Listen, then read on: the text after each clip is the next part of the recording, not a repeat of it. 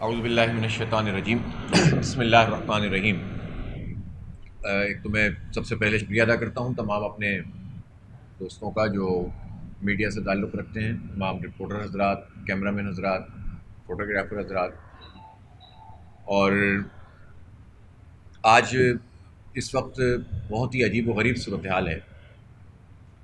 ایک طرف law and order کی سچویشن ایسی خراب کہ طاقتور لوگ انسانوں کو قتل کر رہے ہیں، اور ہم نے ابھی دیکھا ہے کہ ناظم جوکھیو کا جس طرح سے قتل کیا گیا ہے وہ ایک بہت ہی المناک واقعہ ہے، جو سندھ جس میں جو ہے وہ ایک ایم پی اے براہ راست ملوث ہے، اور سندھ حکومت کی ناک کے نیچے بلکہ اس کے زیر سایہ یہ سارے امور انجام دیے جا رہے ہیں۔ بہرحال یہ ایک بہت بڑا سوالیہ نشان ہے، اور ہم مطالبہ کرتے ہیں کہ فوری طور پر کیفر کردار تک ان سارے مجرموں کو پہنچایا جائے، اور اس واقعے کی تحقیقات کر کے قوم کے سامنے لائی جائیں، اور جو ناظم جوکھیو مقتول ہے اس کے ساتھ انصاف کیا جائے، اس کے ورثاء کے ساتھ، اور جو بھی اس سلسلے میں کارروائی ممکن ہے وہ فوری طور پر انجام دی جائے۔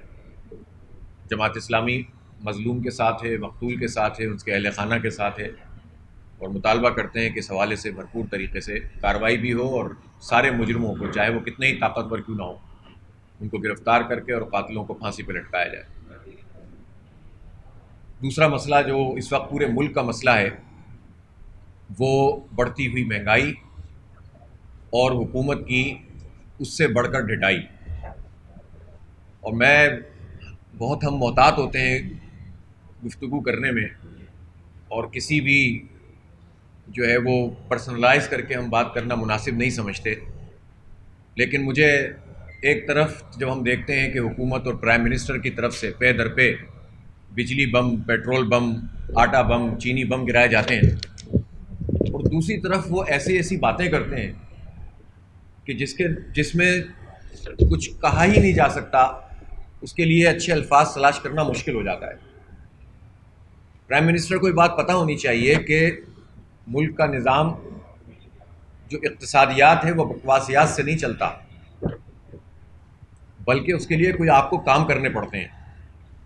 اب وہ جب یہ کہیں کہ ابھی تو پیٹرول سستا ہے، اور وہ یہ کہیں کہ لوگ موبائل خرید رہے ہیں، لوگ گاڑیاں خرید رہے ہیں، لوگ بائکس خرید رہے ہیں، اور اس پر جم جائیں، ڈٹ جائیں کہ ابھی تو کچھ بھی نہیں ہوا، ابھی تو ہمیں مزید پیٹرول بڑھانا ہے، ابھی تو ہمیں روپے کو مزید ڈی ویلیو کرنا ہے، اور وہ حوالے وہ دیں کہ انڈیا میں جو ہے 250 روپے کا پیٹرول اس وقت ہے، جبکہ انڈیا میں پاکستان کے روپے کی قدر کے مقابلے میں ہم تو ڈبل ہوا کرتے تھے ایک زمانے میں انڈیا کے روپے کے مقابلے میں، اور اب حال یہ ہو گیا ہے کہ بالکل ریورس ہو گیا معاملہ، آدھے سے بھی کم رہ گئے۔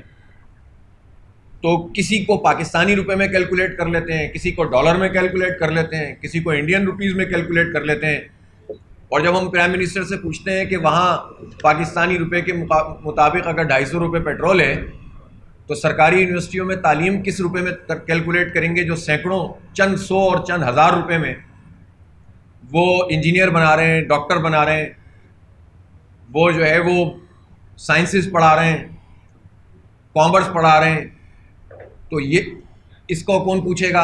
کھانے پینے کی چیزوں کے بارے میں کوئی مقابلہ کرتے ہیں عمران خان؟ بتائیں نا کہ وہاں پر کیا صورتحال۔ تو اس لیے یہ جو کمپیریزن کرنا کسی ایک دو چیزوں میں اور اپنی بات میں وزن پیدا کرنا، میں سمجھتا ہوں کہ یہ لوگوں کو دھوکہ دینے کے مترادف ہے۔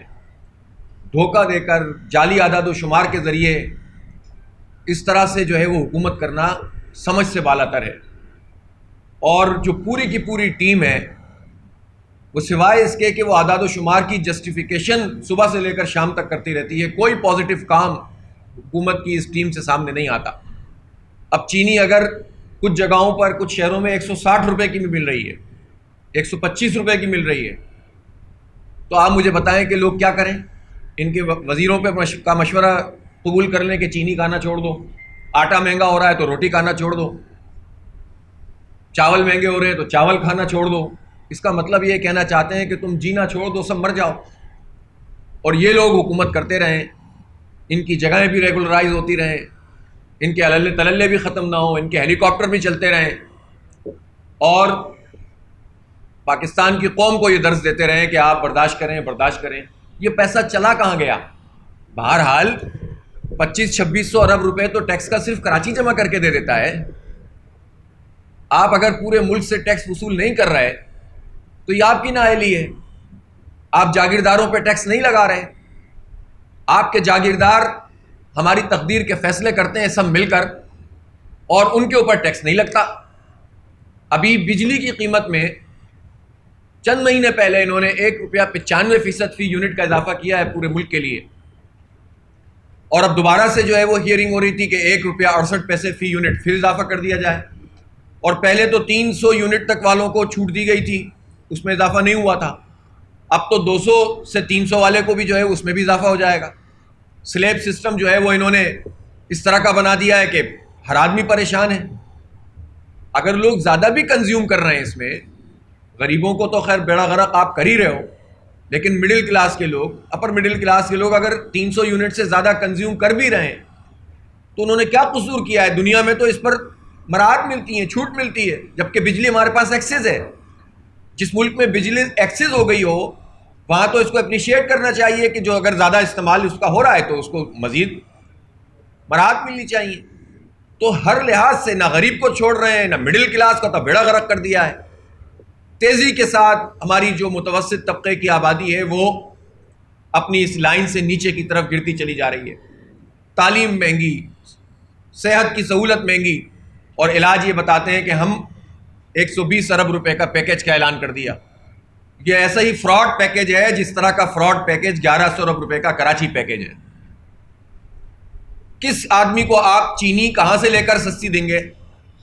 کریانہ اسٹوروں کا کیا ڈیٹا ہے آپ کے پاس؟ وہ کس طرح, کس بنیاد کے اوپر یہ طے کرے گا کہ یہ غریب آدمی ہے, اس کو جو ہے وہ کم قیمت میں چینی, آٹا, گھی ملے گا؟ اگر آپ صرف احساس کارڈ کی بنیاد پہ کرنا چاہتے ہیں تو احساس کارڈ کتنے لوگوں کے پاس ہے پاکستان میں؟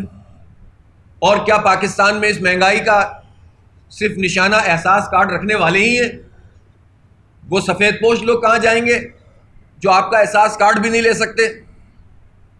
وہ مر جائیں, ختم ہو جائیں. کوئی اصل میں احساس کارڈ نہیں, احساس ہی نہیں ہے گورنمنٹ کو. اور پہلے ہم مارجن دیتے تھے کہ پرائم منسٹر شاید کوئی احساس رکھتے ہیں, پریشان ہوتے ہیں, اور ان کی ٹیم بہت چور ہے, ڈاکو ہے, جس کو وہ خود بھی کہتے ہیں. اس لیے کہ پرائم منسٹر کا مزاج یہی ہے کہ جب گرنے لگتے ہیں تو قریب ترین فرد کو بھی ڈبو دو, بس میں ایماندار ہوں. یہ اسٹائل ہے ان کا. لیکن اب ایک چیز بہت واضح ہو کر سامنے آ رہی ہے کہ اہلیت, صلاحیت اور عوام کے ان مسائل کو سمجھنا, اس کے حوالے سے پرائم منسٹر لگتا ہے کوئی پریشانی نہیں رکھتے اپنے اندر. وہ صرف الفاظ کا گورکھ دھندا ہوتا ہے جب وہ قوم سے خطاب کرنے کے لیے آ جائے. میں بہت پریشان ہوتا ہوں, مہنگائی بڑھ رہی ہے. تو بھائی آپ بڑھا رہے ہیں, اور ہر چیز کو جب آپ ڈالرز میں کیلکولیٹ کر رہے ہوتے ہیں اور ڈالر کی قیمت روپے کی 173, 175, 169 بتا رہے ہوتے ہیں, تو بھائی یہ ڈی ویلیو تو آپ نے کیا, کسی اور نے تو نہیں کیا. پہلے آپ ڈالر کی قیمت بڑھا دو, روپے کی قیمت گھٹا دو, اور پھر اس کے بعد اپنی مہنگائی کو جسٹیفائی کرنے لگو کہ ہمارے یہاں چونکہ ڈالر کی قیمت اتنی ہے.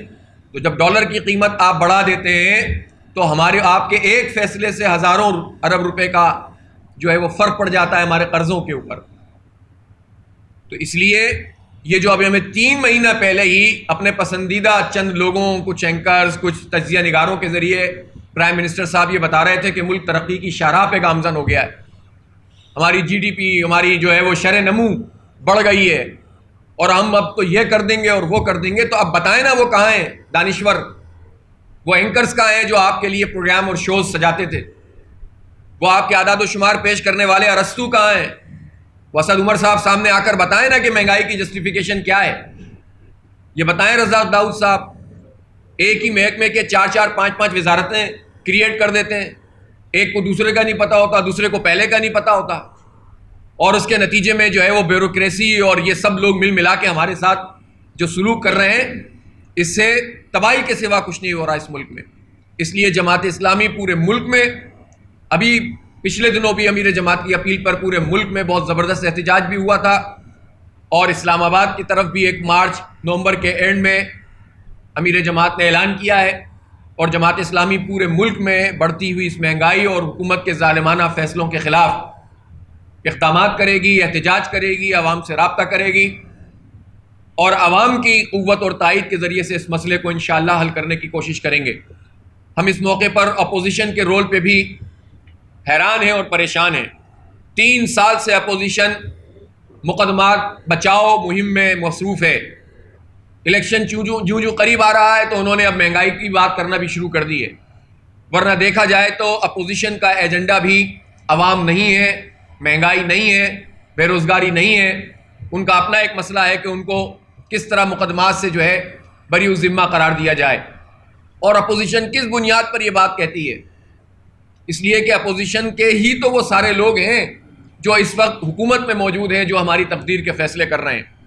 وہی حفیظ شیخ صاحب ہوتے ہیں، امریکہ سے آتے ہیں، وزارت مکمل کرتے ہیں، اسی رات کو امریکہ چلے جاتے ہیں۔ یہ ساری حکومتوں میں موجود رہنے والے فرد کا نام ہے۔ وہی بیوروکریٹس ہوتے ہیں، وہی اسی طرح کے جو ہے وزیر۔ آپ دیکھ لیں، ایک فہرست ہے پوری، اٹھا کر دیکھ لیجئے، جو قاف لیگ میں بھی ہوتے تھے، پیپلز پارٹی میں بھی ہوتے تھے، نون میں بھی ادھر ادھر چکر لگاتے تھے، اور اب پی ٹی آئی میں موجود ہیں۔ تو اپوزیشن اور حکومت تو مل کر جس طرح کی سیاست کر رہے ہیں، فرینڈلی فائر ہو رہے ہیں، عوام کے جینون ایشوز پر کوئی جینون تحریک اس وقت موجود نہیں ہے اپوزیشن کی طرف سے۔ اس لیے ہم یہ سمجھتے ہیں کہ اپوزیشن بھی ایک فلاپ اپوزیشن ہے اور اس نے عوام کے ان مسئلوں کو ایڈریس نہیں کیا ہے۔ بہرحال جماعت اسلامی اپنی جو بھی اس کی طاقت ہے، اپنی جو قوت ہے، ہم عوام کے ساتھ رابطہ کریں گے اور بھرپور طریقے سے ان ظالمانہ اقدامات کے خلاف تحریک چلائیں گے۔ ہمارا شہر کراچی 3 کروڑ سے زائد لوگوں کا شہر ہے، اور ظاہر ہے کہ اس کی تعمیر، اس کی ترقی، اس کی صنعتیں، یہ سب جو ہے اس کا براہ راست اثر پورے ملک کی معیشت کے اوپر پڑتا ہے۔ اس شہر کراچی کو نہ پیپلز پارٹی اون کرتی ہے، نہ پی ٹی آئی اون کرتی ہے، کوئی حکومت بھی اس کے اوپر نہ انویسٹمنٹ کرنے کے لیے تیار ہے، اور انویسٹمنٹ تو یہ کیا کریں گے، اس کو اس کا حق دینے کے لیے بھی تیار نہیں ہے۔ خیرات کی صورت میں کوئی چیز 40-80 بسوں کا اعلان ہو جاتا ہے، وہ آ جاتی ہیں، گرین لائن پھر بھی نہیں چلی، نومبر تو آ گیا ہے، تو اس پر یہ کہتے ہیں کہ ہم بہت احسان کر رہے ہیں کراچی کے لوگوں کے ساتھ۔ اس وقت بلدیاتی الیکشن کمیشن نے کہا ہوا ہے کہ فوری طور پر کروائے جائیں۔ کے پی میں اس کے شیڈول کا اعلان ہو گیا ہے۔ سندھ کے لیے بھی 6 نومبر کو انہوں نے سندھ حکومت سے تمام چیزوں کو طلب کیا ہے۔ ہمارے پاس ہم مطالبہ بھی کر رہے تھے، اور ہمارے پاس ناصر حسین شاہ صاحب کا ایک خط بھی آیا جس میں انہوں نے ہم سے کہا کہ آپ تجاویز دیں کہ ہم بلدیاتی ایکٹ میں کیا ترامیم کریں۔ ان ترامیم کے حوالے سے ہم نے ایک مکمل تفصیل بنا کر چیف منسٹر کو ارسال کر دی ہے، اور اس کے اوپر ہم تفصیل کے ساتھ بھی پوری بات بھی کریں گے، اظہار خیال بھی کریں گے۔ بس چیدہ پوائنٹس میں آپ کو آج بتانا چاہتا ہوں۔ ہم نے یہ مطالبہ کیا ہے کہ کراچی کو میگا سٹی کے طور پر mega metropolitan corporation, mega metropolitan government قرار دیا جائے۔ جب تک آپ اس ٹیئر کو کہ جو لوگوں کے مسائل سے براہ راست وابستہ نہیں ہے، اس کو اگر آپ گورنمنٹ کی حیثیت نہیں دیں گے، گورنمنٹ کی ایک سطح کی حیثیت نہیں دیں گے، یہ نظام نہیں چل سکتا۔ اس لیے کراچی کو ایک گورنمنٹ ہونا چاہیے، اور اس طرح ہم یہ چاہتے ہیں کہ سندھ کے جو شہر جتنے بھی ہیں، چاہے وہ کوئی زبان بولنے والے لوگ، ان کی حیثیت بھی شہری حکومت کی حیثیت ہونی چاہیے، تاکہ جو ہے وہ ترقیاتی کام اور پورا انتظام بہتر طریقے سے چلے۔ ہمارا یہ بھی مطالبہ ہے کہ میئر کا الیکشن براہ راست ہو، اور جتنے جو کونسل کے ممبرز ہیں اس کا 1/3 ممبرز ایسے ہوں کہ جو میئر کے ساتھ متناسب نمائندگی کے طور پر بھی وہ ممبر منتخب ہوں۔ اسی طرح سے جتنے محکمے سندھ حکومت نے اپنے پاس لیے ہیں، ان سب کو کراچی کو واپس ملنے چاہیے۔ اس کی پوری فہرست ہم نے اس میں لکھی ہوئی ہے۔ اسی طرح ہم سمجھتے ہیں کہ جتنے بنیادی ضروریات کی چیزیں ہیں، پانی ہے، بجلی ہے، گیس ہے، اس کا پورا نظام ہے، اس میں میئر کی ایک بنیادی حیثیت ہونی چاہیے، اور ان محکموں کی تفصیل تو موجود ہی ہے۔ ہم انشاءاللہ اس موضوع کے اوپر ایک مرتبہ پھر اس کی پوری تفصیلات کے ساتھ قوم کے سامنے لے کر آئیں گے۔ ابھی ہم نے اس کو جو ہے وہ چیف منسٹر کے پاس بھیج دیا ہے، اور ہم الیکشن کمیشن کے روبرو بھی انشاءاللہ عنقریب وہاں جا کر یہ پوری کی پوری تفصیل کہ سندھ حکومت کا نظام کیسا، بلدیاتی حکومت کا نظام کیسا ہونا چاہیے، اور بلدیاتی ایکٹ میں کیا ترامیم ہونی چاہیے، ڈیلیمیٹیشن کے کیا مسائل ہیں، کراچی کی یونین کمیٹیاں کتنی ہونی چاہیے، مثلاً بنیادی طور پر ہم نے یہ مطالبہ کیا ہے کہ پورے سندھ میں جس بنیاد کے اوپر اور جس آبادی پر یونین کمیٹیاں اور یونین کونسلیں ہیں، کراچی کو بھی سندھ کا حصہ پیپلز پارٹی سمجھے اور اسی آبادی کی بنیاد پر یہاں بھی یونین کمیٹیاں ہونی چاہیے، یعنی 10 سے 15 ہزار کی آبادی پر۔ یہ نہیں ہونا چاہیے کہ آپ ایک حصے میں ایک قانون رکھیں اور دوسرے حصے میں دوسرا رکھیں۔ پیریٹی کے اصول کی بنیاد پر، آبادی کے اصول کی بنیاد کے اوپر یہ یونین کمیٹیاں ہونی چاہیے۔ تو اس طرح کی تمام چیزوں پر مشتمل ہمارا یہ پورا مطالبہ ہے۔ انشاءاللہ ہمارے سید عبدالرشید صاحب اس کو ایک قرارداد کی صورت میں بھی سندھ اسمبلی میں پیش کریں گے، ان سارے مطالبات کو ترمیم کی صورت میں، تاکہ حکومت کے پاس یہ کوئی جواز نہیں رہے کہ ہمارے پاس کوئی چیز موجود نہیں تھی کہ ہم جو ہے اس ایکٹ کے اندر ترمیم کر سکیں۔ کراچی کو با اختیار شہری حکومت ملنی چاہیے اور پھر فوری انتخابات ہونے چاہیے بلدیاتی، اور کراچی کے جتنے ادارے ہیں وہ کراچی کو واپس ہونے چاہیے، بجائے اس کے کہ سندھ حکومت اب تو KMC کے اسپتالوں پہ بھی قبضہ کر رہی ہے، اس کے اسکولوں پہ بھی قبضہ کر چکی ہے، اور کوئی محکمہ کوئی ادارہ چھوڑنے کے لیے تیار نہیں ہے۔ تو یہ چند گزارشات تھیں جو آپ کے سامنے آج پیش کی ہیں۔ امید ہے کہ آپ جو ہیں وہ اس کی ترجمانی کرتے ہوئے میڈیا قوم کے سامنے ان تمام چیزوں کو لے کر آئے گا۔